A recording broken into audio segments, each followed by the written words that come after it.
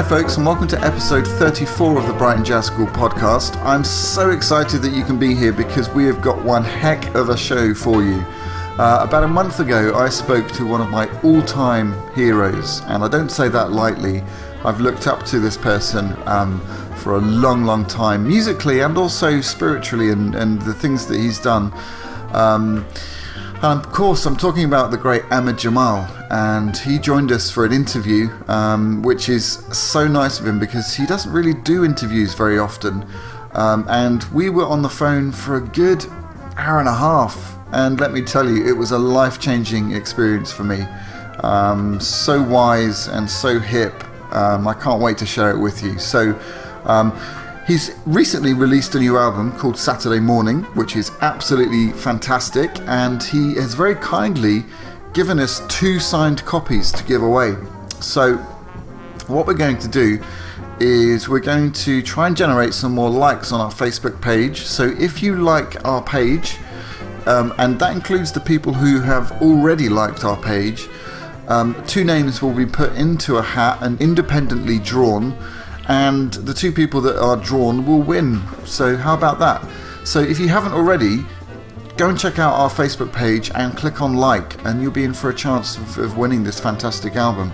If you don't win, please go and buy it, because it is a fantastic piece of work, and I'm going to be going into a bit more detail about that in Album of the Week this week. Yeah, let's get on with it, because I really want you to hear this interview. It is absolutely amazing. So thanks again for joining. Grab yourself a drink, sit back, relax, and enjoy the rest of the show.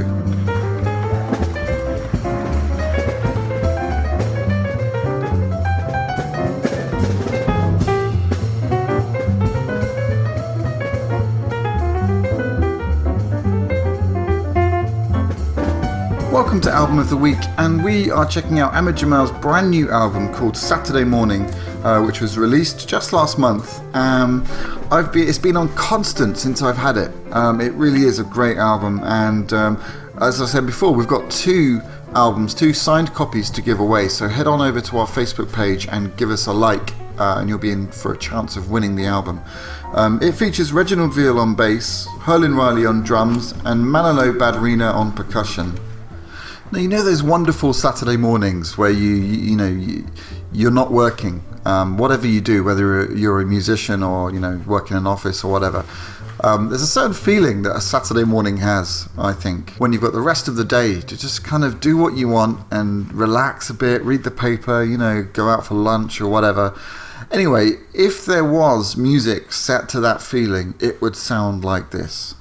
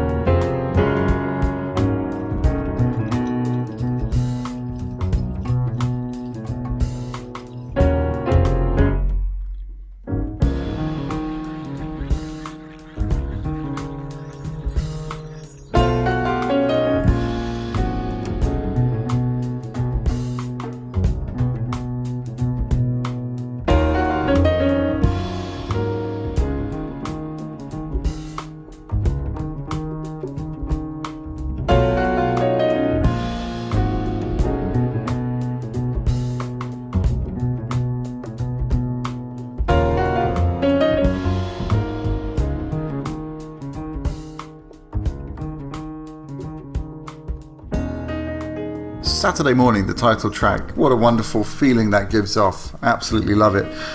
If there's one thing that is an Ahmad Jamal trait, I suppose, it would be groove and rhythm, and that's evident way back, you know, in the very early recordings, and it's no different here. It's one thing that kind of really just comes out in the most joyful way, and I'd like to play you this track called Firefly, and which I think demonstrates that perfectly well. So this is Firefly.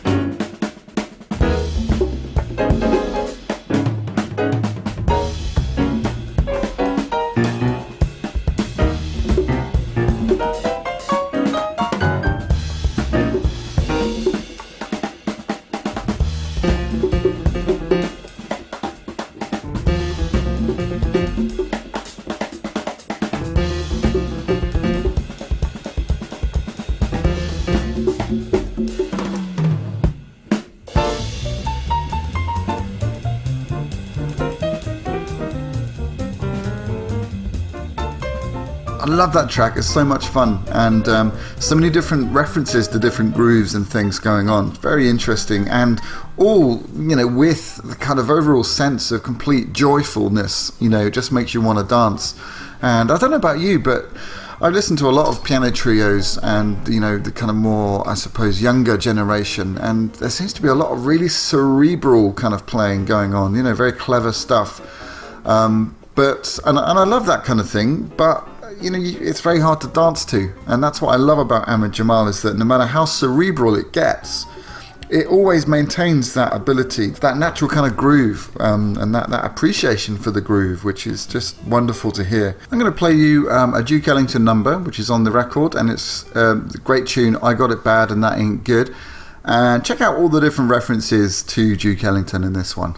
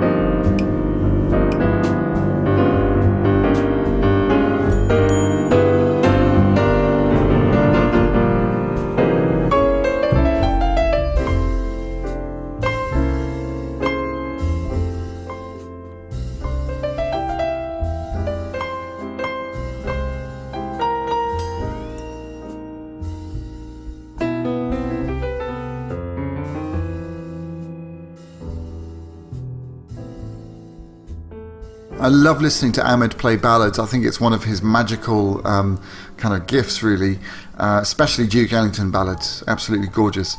Write how many references to Duke Ellington you could hear in that track on our Facebook page, and maybe there'll be a prize in it.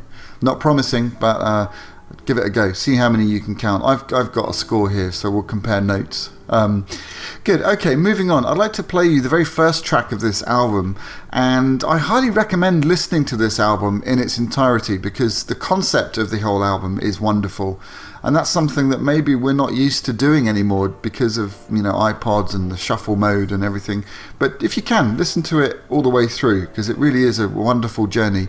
I'm going to play the first track, and it's called Back to the Future. Thank you very much for joining us on Album of the Week. Please go and buy this album if you haven't already won it from our competition. And write in, let me know what you think, and I hope you've enjoyed it. And we'll see you next time on Album of the Week.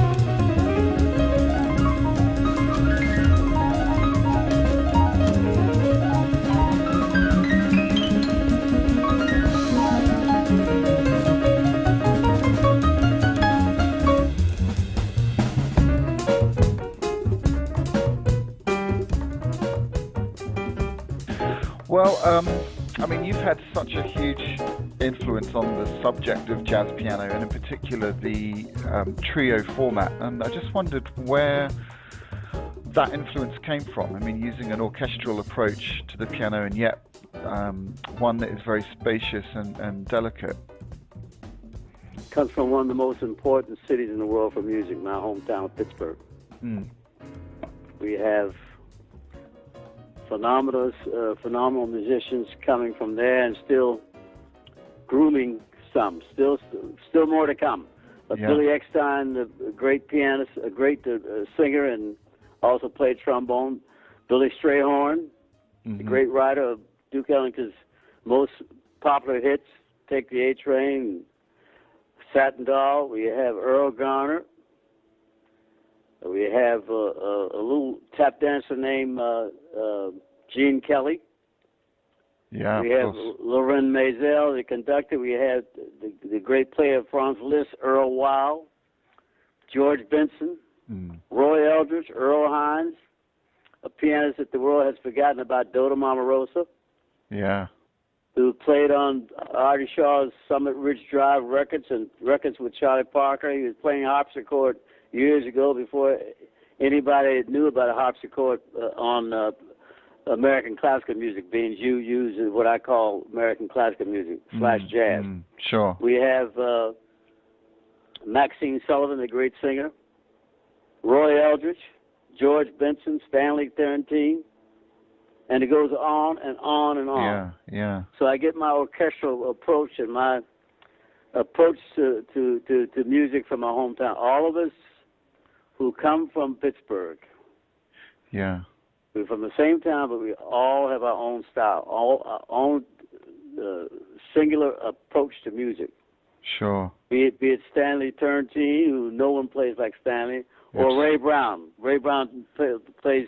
No one plays bass like Ray Brown. Yeah, absolutely. Pittsburgh also. So I get all my orchestral sense from my grooming in my hometown, working with small bands all my life. Yeah. All my early life, rather, until I was 17 years old. In fact, the big band caused me to leave my happy home, George Hudson. Mm-hmm. I left my home with a band named George Hudson, and the rest is history. So, but my orchestral sense comes from one of the phenomena in music, and that's Pittsburgh. There are a few others like Pittsburgh.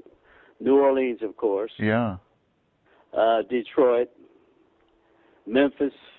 Yeah. St. Louis, East St. Louis. Then you have to start Kansas City. Then you have to start thinking. Philadelphia's included Pittsburgh. That's all Pennsylvania. So that's where I get my orchestral sense from. My style comes from all my early years in Pittsburgh. Sure. I've done a lot of study on the music from one of my other piano heroes, other than yourself, is a pianist called Phineas Newborn Jr. And Memphis, Tennessee. I left Memphis. Yeah. I left out Memphis. I met Phineas when I was 17 years old. 18. Wow. He was playing in Memphis, and the world has never been the same. Absolutely. He's terrific, terrific, terrific. That's all I can say. Yeah. And not thought of much now, unfortunately. Yeah. Yeah, very. His records are as fresh today as they were 20 years ago. Yeah, absolutely. What do you think it is about certain towns? I mean, obviously everybody associates New Orleans with jazz, but why do you think many history books leave out cities such as Pittsburgh and Memphis and Kansas City? Ignorance. Yeah. They don't know. Sure. They miss a lot of cues. Yeah. Many cues. Yeah. Because you don't have authorities writing about American classical music. There's pseudo. A lot of people are pseudo authorities or pseudo critics or whatever. But that's because they don't know. They can't write because they don't know. Yeah. Yeah. And they angle in. There's never one recipe, never one ingredient in a good recipe. Yeah. There's always more than one. And that's why there's no greatest city, no greatest chef, no greatest boxer, no greatest musician, no greatest pianist, no greatest saxophonist. They're great people and great cities. And Pittsburgh is one of them. And New Orleans, of course, I left out Memphis because I just was trying to focus in on the phenomena that are parallel to Pittsburgh. Yeah. And Memphis certainly is one of them. George Coleman comes from Memphis. One of my former bassists, the great Jamil Nasser, he comes from Memphis. Frank Strozier comes from Memphis, a saxophonist who the world has forgotten about, but who was brilliant. Yeah. He started playing piano because he got disgusted with the reeds for some reason that he found for his saxophone, but he was with Shelly Manne for years. I recorded one of his lovely tunes years ago called Frank's Tune, Frank Strozier. Haerle Mayburn is from Memphis. Yeah. And of course, so many legendary people from Memphis. Yeah. So that's one of the pockets as well. When you were sort of Thanks for reminding me. Pleasure. I just want to talk about the trio format because you've a large body of your work has been within that format, and I wonder what draws you to it. Well, I don't call it trio anymore. I call it either my small ensembles or large ensembles. I've been working with quartet at South Play. I had 7 pieces in Paris. So I worked in every configuration known and unknown to man. I worked with just saxophone and piano. Yeah. When I was a kid coming up in Pittsburgh, just sax, no drums, no bass, just saxophone and piano. Wow. And when I first had that figure of 3 configuration, I was one of the earliest persons to use percussions in the manner in which we use them, along with Dizzy Gillespie. Sure. But the format, the configuration that most people associate with me is the so-called trio. And what happened, that was a transition that was made when one of the great masters of violin and orchestrations and one of the great teachers, Joe Kennedy Jr., the late Joe Kennedy, Joe Kennedy Jr. Yeah. left the 4 strings. So I inherited that group. Right. I was made the leader. We started the 3 strings. So that's how that happened. I was working quartet. I was Joe's pianist. Sure. And when he left Chicago, we couldn't get any work. So he went back to Pittsburgh, our hometown, and started teaching later on. But what happened was it was reduced to 3, and I was named the leader. Just automatically it happened. Yeah, yeah. So that's how that came about. Sure. And how do you think the role of the piano has changed over the different eras of the trio concept? It still is one of the most important instruments in the 4. One of the most important instruments in the world, because it's an orchestra within itself. Vladimir Horowitz could go on and stage and play by himself, and so can many others, like Haerle, a pianist that I co-manage along with my manager and Yamaha Music Foundation, who's had her since she was 5. Yeah. She's an orchestra within herself. She can go and play solo. Some of us can play solo, but we don't. Horace Silver is an ensemble player like myself, but piano is an instrument that Earl Garner could go and play 8,000 concerts by himself. Yeah, yeah. So the piano is an orchestra within itself. That's why, and it still remains such. You did some work on the Fender Rhodes in the 80s. What are your views? A very brief affair. Yeah. What are your views on that? Because I know some pianists kind of, famously Keith Jarrett calling it a toy and all of this kind of thing. Hal Rhodes was a wonderful man. Hal Rhodes hooked up with Leo Fender. So the name became Fender Rhodes, but it was a Rhodes piano, not Fender Rhodes. It was a Rhodes piano, and Hal went and visited with Leo Fender, who was making the Fender bass. Yeah. And they teamed up together and decided to call it the Fender Rhodes piano. I knew Hal personally. That came about as a result of post-war era. He was teaching soldiers music, part of their rehabilitation. After the war, they came in traumatized, of course, and he was teaching them piano. Sure. And instead of having a cardboard with a keyboard on it, I think that's one of the methods he used, he came up with the Rhodes piano. A wonderful educator, wonderful man, dear friend. I knew Harold very well. It was Herbie Hancock who introduced me to the Rhodes piano. Wow. I was producing when I was head of a record company from 1969 to 72. On 57th Street, I was producing Sonny Stitt. And the rhythm section was Herbie Hancock, Ron Carter, Pizzarelli, and Grady Tate. Yeah. And Herbie asked me to bring in a Rhodes piano at that time. That was in 69 or 70. Yeah.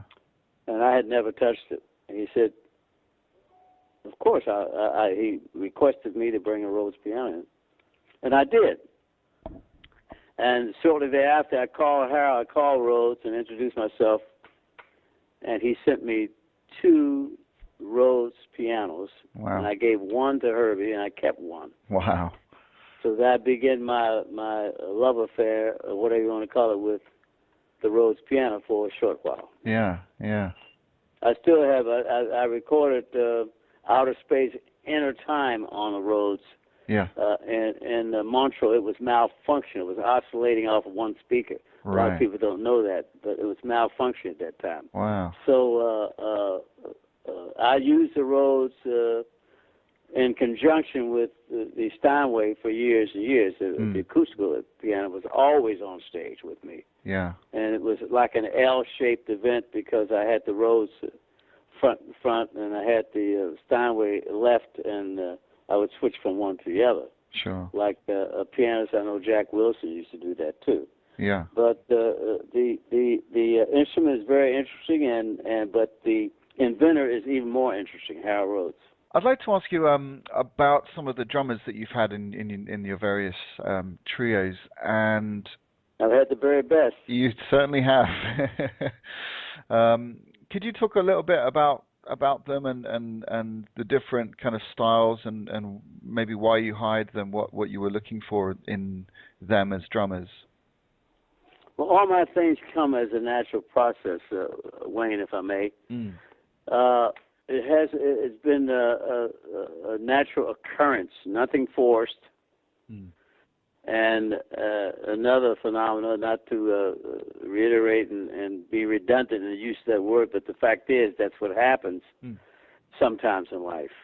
And when it happens naturally, that's used the best way.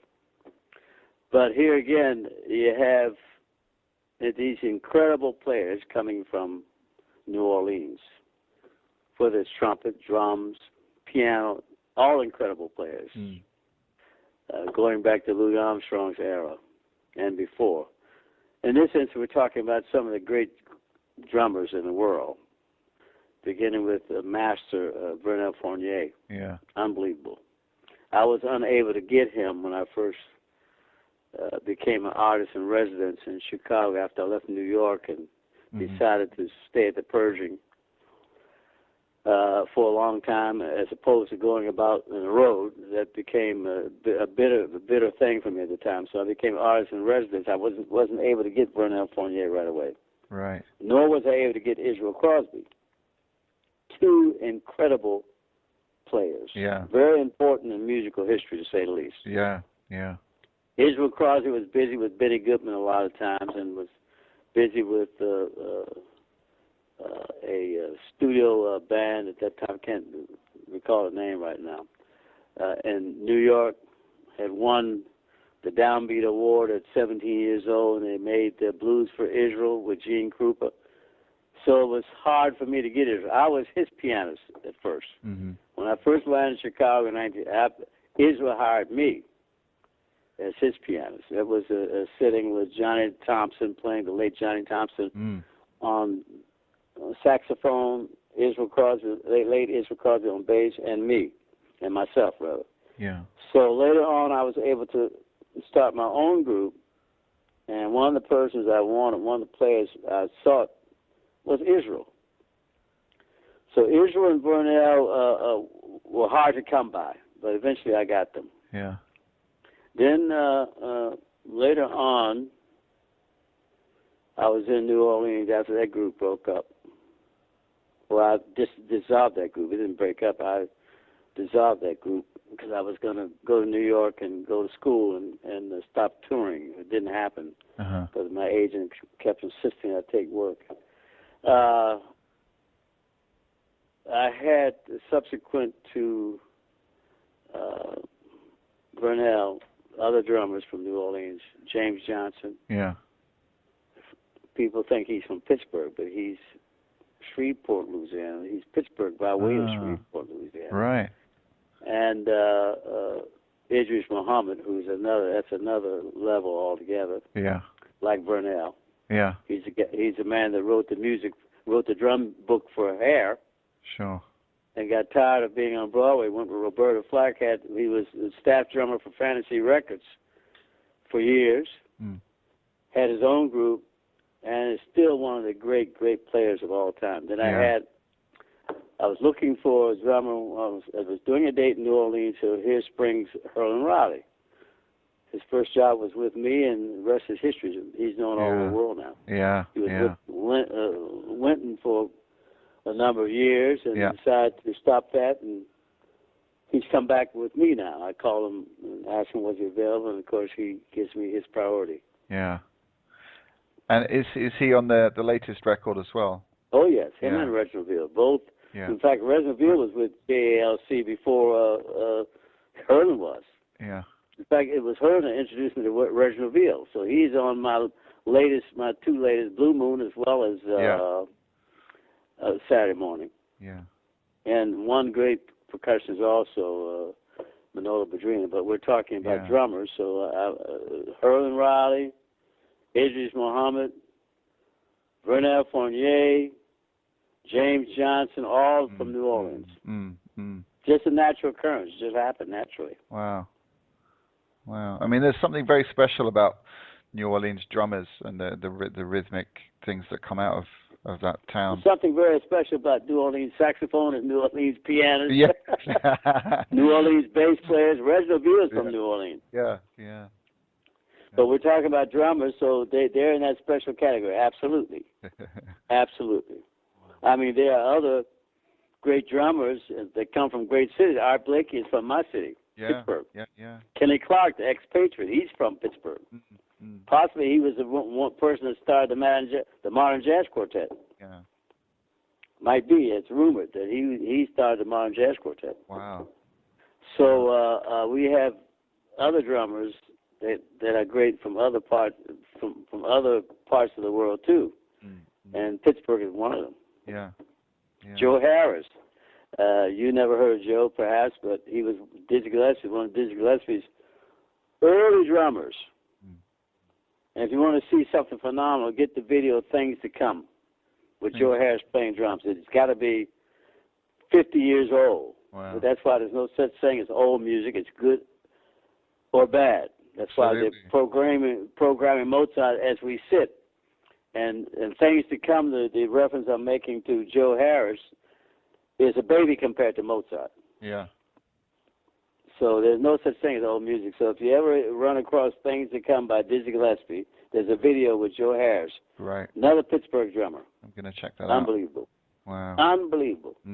Where do you think the trio format? I mean, there's lots of course, many pianists who are very influenced by you, and one that springs to mind in particular is Jackie Terrison, who I love as well. And where do you think? I ran into Jackie the other day. I saw Jackie in Marshak, and I did the Marshak Festival. He was there. Yeah.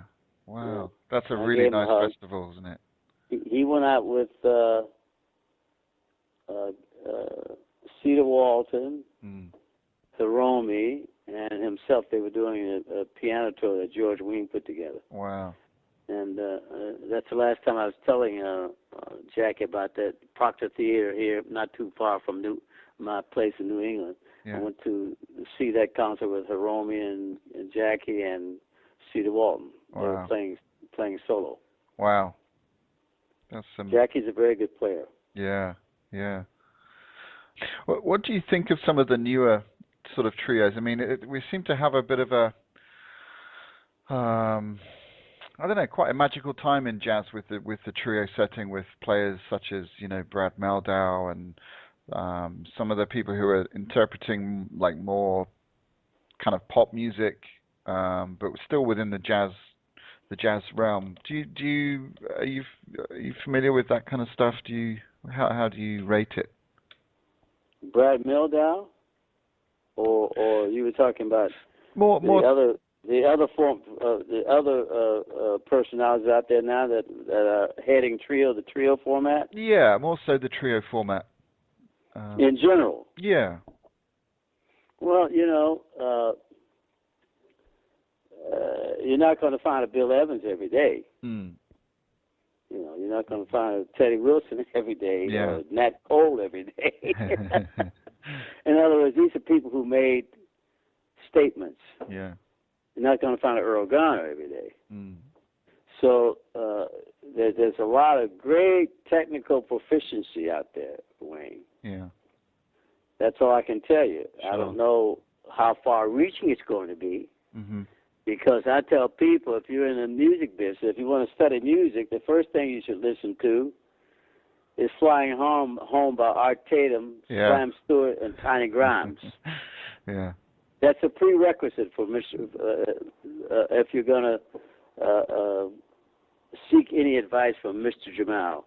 Sure. If you want to go into the music business, whether you're going to study Debussy or Duke Ellington, it doesn't make any, Dora Marosa or me or Miles Davis, Flying Home, Art Tatum, Tiny Grimes. You're laughing. Why?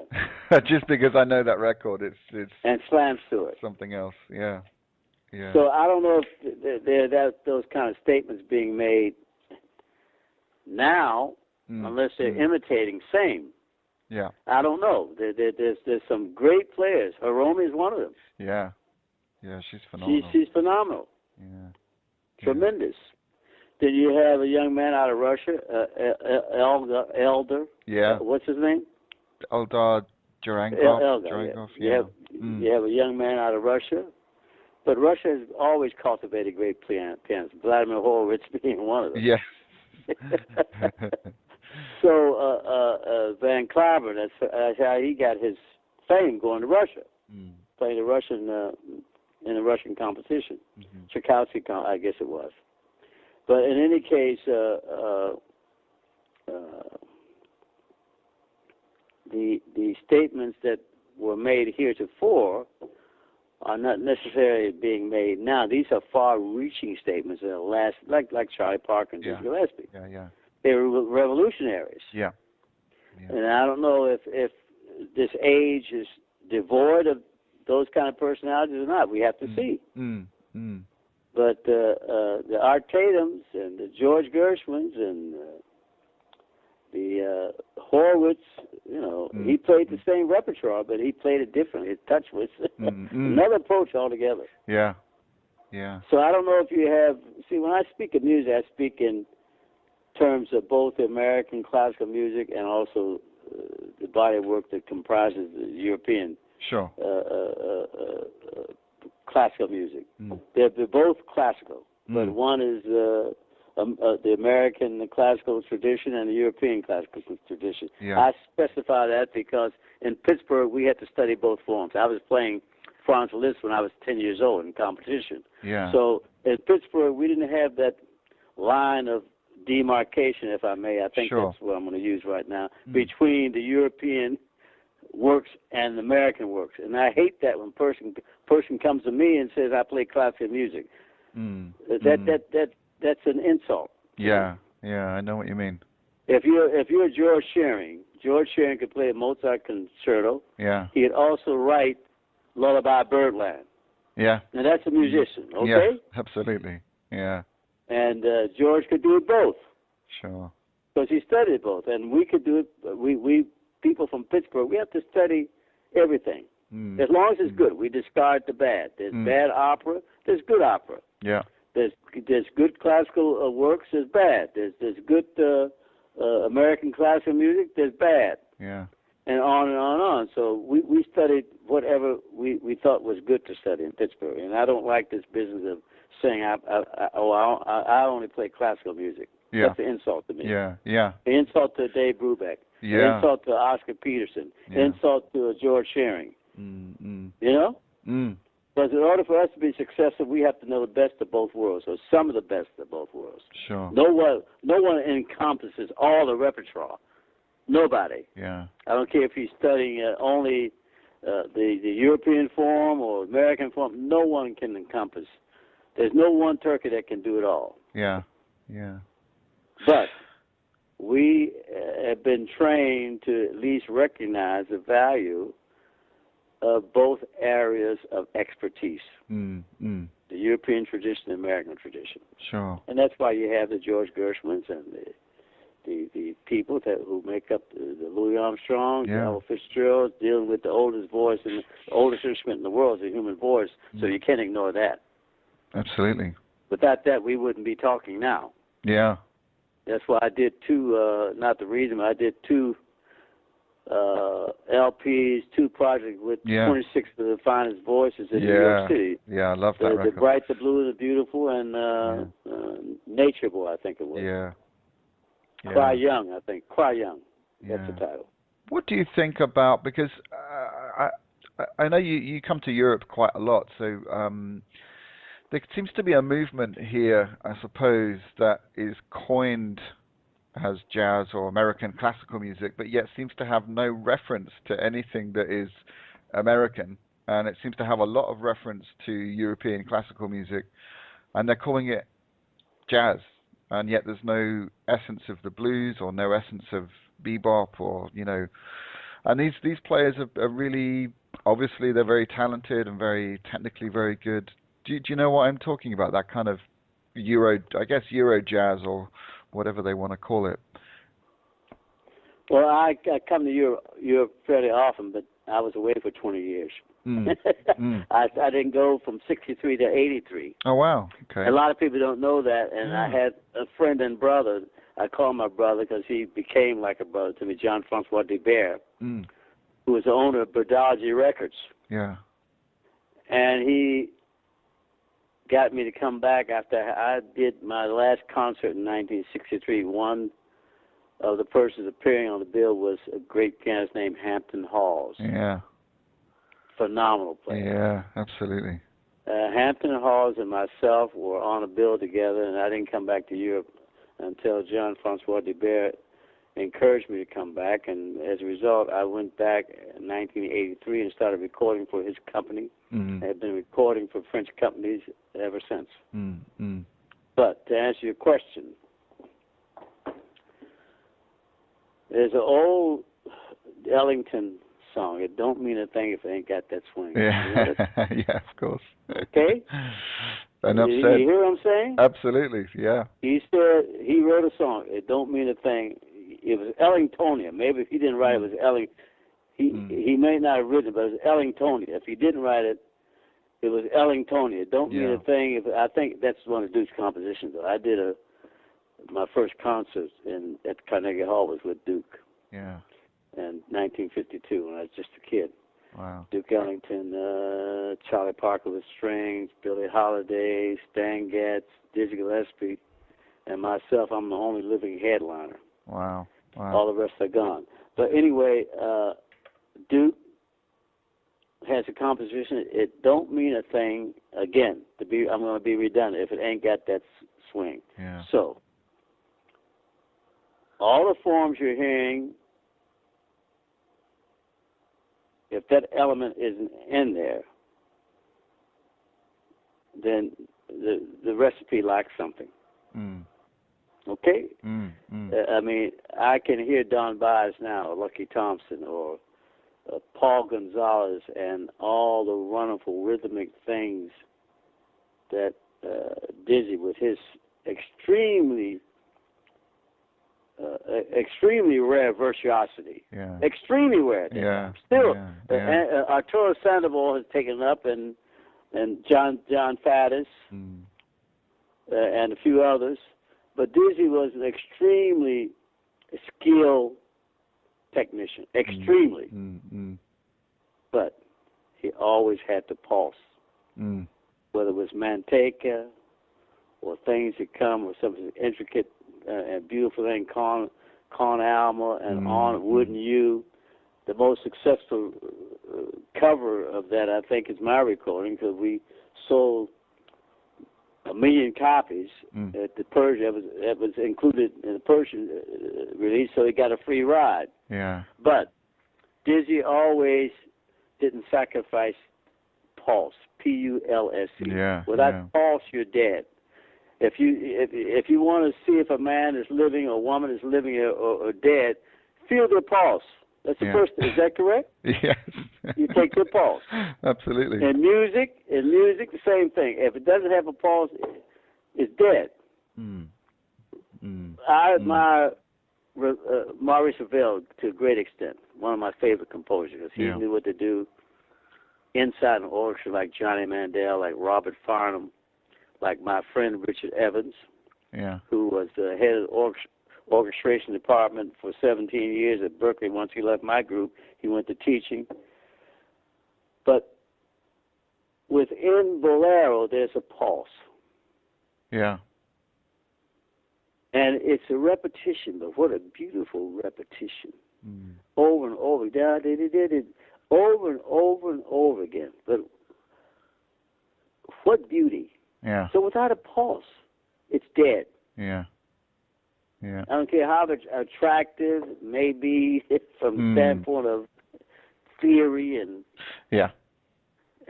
so from technique, blah blah blah. Yeah. It has to have a pulse. Yeah.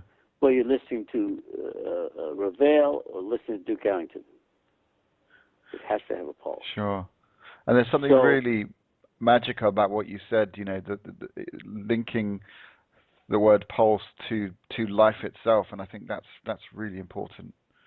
Well, You know. there ain't no life Yes. without it. It doesn't. there's no music that's going to permeate the heart Yeah. and soul and start the intellectual processes. Pulse. You have to have pulse, and pulse comes in many forms. In many forms. Yeah. You know, so that's my answer to perhaps maybe some of the things that you're hearing coming out of Europe. You're talking about what's coming out of Europe. Some of them may be dense and theoretically structured.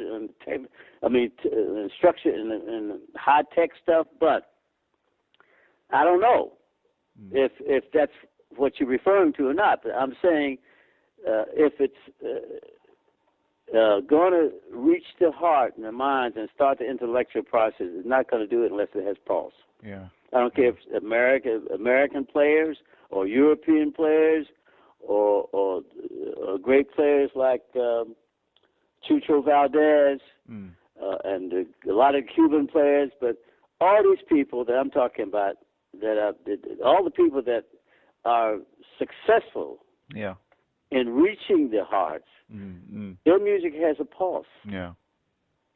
Yeah. Whether it's Chucho or myself or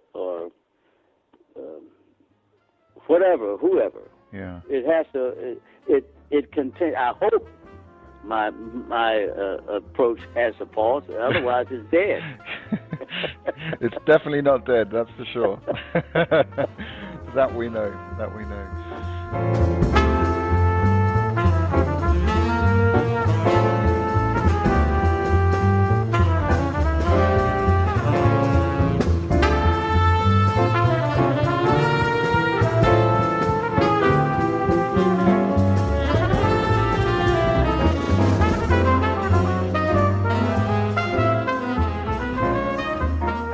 Well, folks, it's coming towards that time in the show where I have to start to wrap things up and say my goodbyes.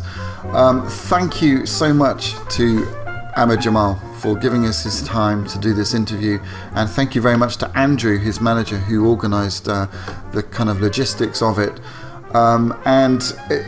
We are so privileged to have you on the show. You remain a constant source of inspiration, not just to me, but to every pianist on the planet, I'm sure.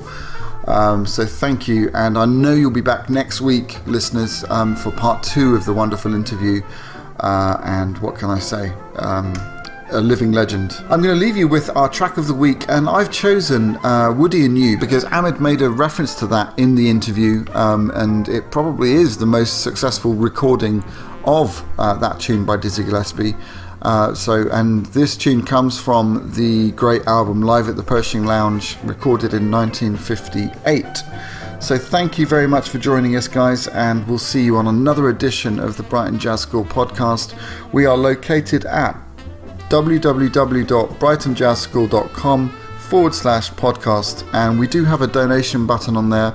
If there's anyone out there who really likes what we do and wants to donate a few silver coins, that would be wonderful, because we need all the support we can get, really. I love doing them. It does cost money. They will always be free.